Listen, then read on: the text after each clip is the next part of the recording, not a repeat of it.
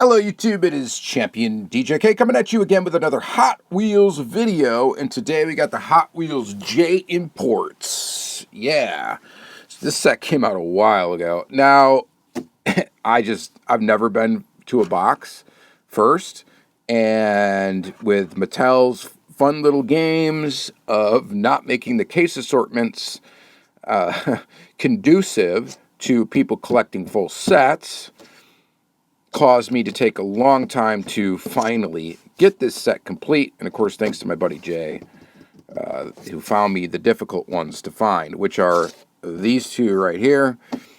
Yeah, I was able to find everything else on my own, but those two may have been coming. I'm assuming they come in a 10-car box. You get one each of those. That leaves 8 left, which means I think you got, so 8, and we got 3. So you got like multiples, like 3, 3, and 2 or something like that. So I think there was like 3 each of these in the box, and then maybe 2 of the NSX. I'm not really sure because I've never opened up a box of them. Someone can confirm that. That math's right. Yeah. Okay. So anyway, I think that's what happened, but I don't know for sure. So they're making these one per box, and we may find out why when we open them up. Or I have a hunch as to why. Why? I don't know. I guess I really don't know. Why does Mattel do that? Collector hype maybe. Or maybe it's because I'm pretty sure this has a metal base. I don't know if that might have a metal base as well. And that could be why, due to weight of the case and yada, yada, yada. If you put more metal base cars in, the case weighs more, shipping costs more, yada, yada, yada. All right. Anywho and how. 1968 Mazda Cosmo Sport. You can find these hanging everywhere in Walmart. And again, I should mention this is a silver label series. So some of the stuff will have metal bases. They'll have these wheels that so far have been specific to the silver label.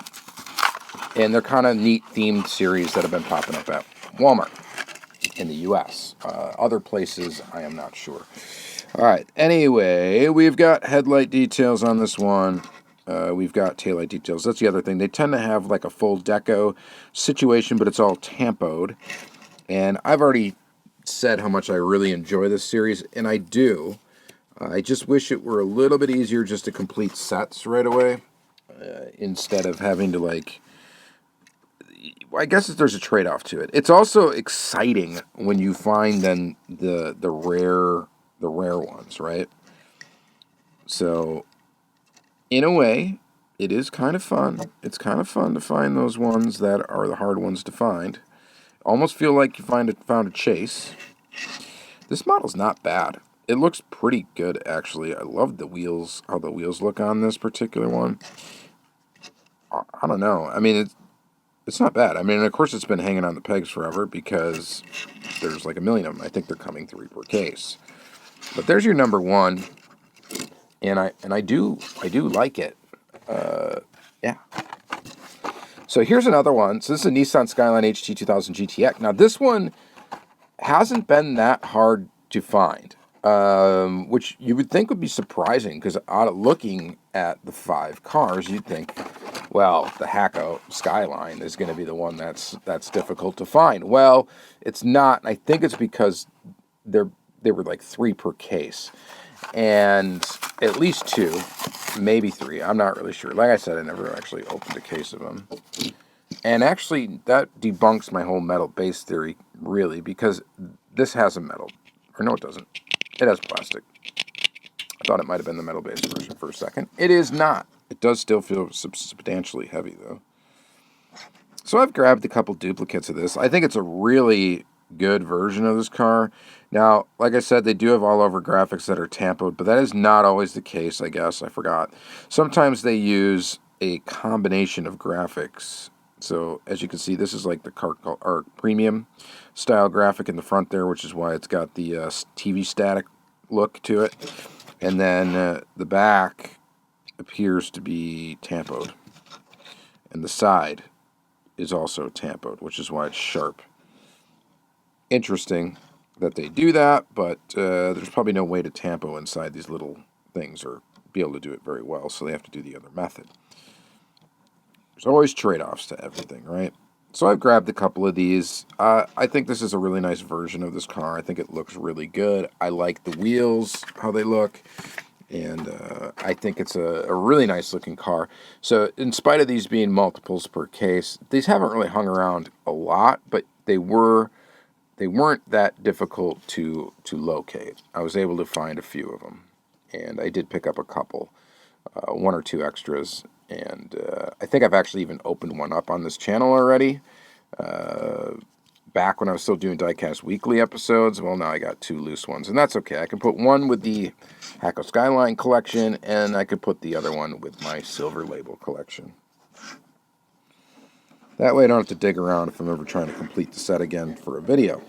All right, let's park that guy. And then we're going to open these two last just because they're the two that I struggled to get. The Acura NSX. So this is the...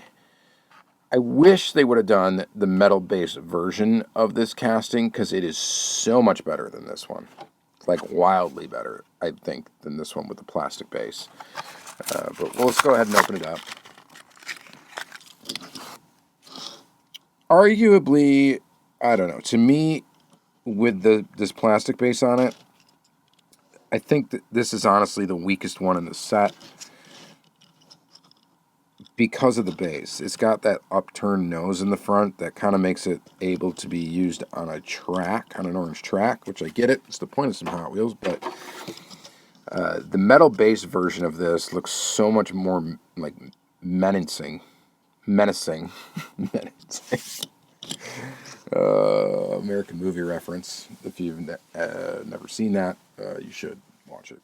Shout out to Mark Borchard. All right, anyway. Looking pretty good, though. I mean, the graphics look pretty tight on it. That Acura logo looks really good. You know, all in all, these wheels are kind of interesting. They fit the vehicle, I think. It's not a bad looking one. It's just not my favorite. All right.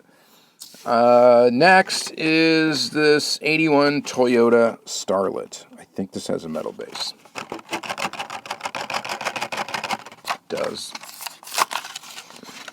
The only thing that's weird about this Silver Label series is they can't decide how many cars they're going to put out per set. Like, this was 5. They've had ones that have been 6. They've had one, you know, I think that have been 8. It's just like they're just bouncing all over the place. So, yeah, metal base on the Starlet, which gives it a nice weight. It's kind of an interesting color. I like that color. You do get details. Headlights look great. Those look really good for just a graphical headlight.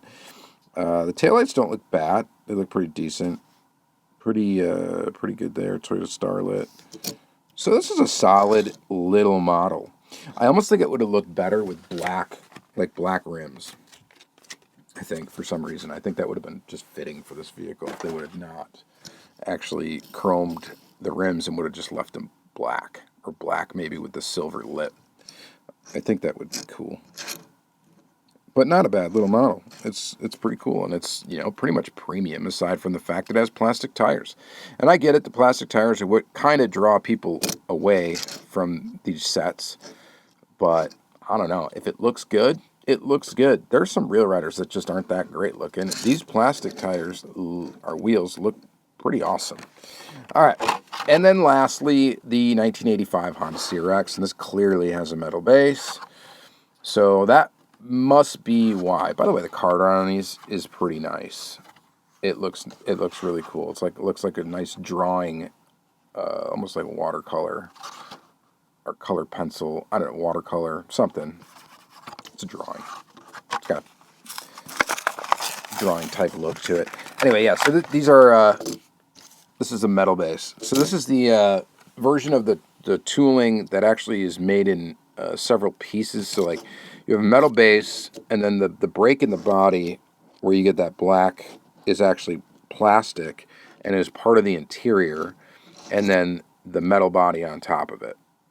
So there's different versions of this casting. This is that version.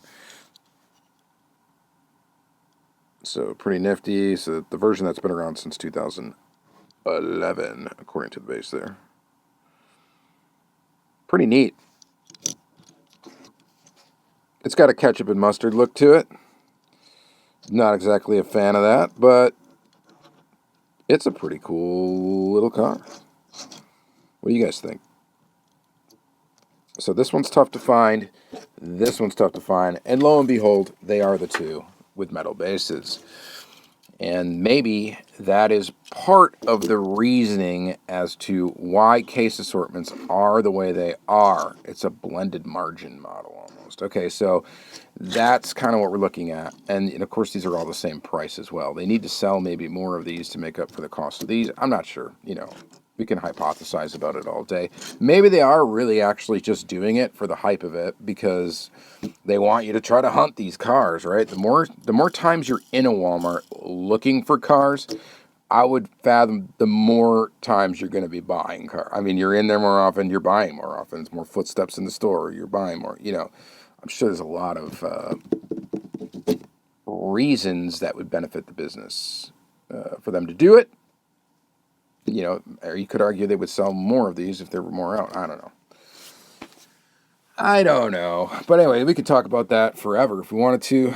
But the really bottom line is, what do you guys think about the Japan set? Were you able to find it? Were you able to find it easily? I obviously was not able to find it easily, but I'm glad I do have it now. And pumped to add it to the collection, and I think it's a pretty solid little set. So, all right. Thank you guys very much for watching, and have a great day.